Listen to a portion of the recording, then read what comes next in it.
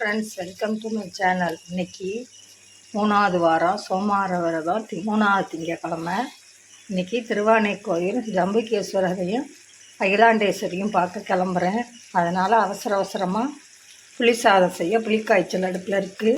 பட்டாணி உருளைக்கிழங்கு வறுக்கிறேன். அதுவும் குக்கர்லேயே ஒரு விசில் விட்டுட்டு செய்யலான்ட்டு அவசரமாக வச்சுருக்கேன்.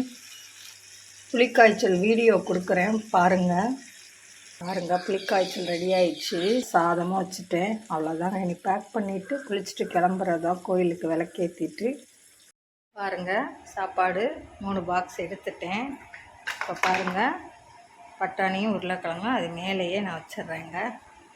வச்சுட்டு நம்ம பாக்ஸை மூடி கோயிலுக்கு கிளம்பிட்டேன். கோயிலுக்கு போயிட்டு வர்ற வீடியோ கோயிலை வெளியில் எடுத்து போடுறேன் பாருங்கள். சாப்பாடு எடுத்துகிட்டு திருவானைக்கோயிலில் போய் சிவனுக்கு நெல்லிக்காய் விளக்கு போட்டேன். சிவனையும் அம்பாளையும் தரிசிட்டு நாங்கள் இன்னைக்கு கோபூஜை பார்த்துட்டு உடனே வீட்டுக்கு ஆட்டோவில் கிளம்பி வந்துட்டோம். இது திருவானைக்கோயில். நீங்கள் போயிருக்கீங்களா? இந்த கோயில் ரொம்ப விசேஷமான கோயில். இந்த சிவன் பிடிச்சிருந்தா லைக் பண்ணுங்கள், ஷேர் பண்ணுங்கள்.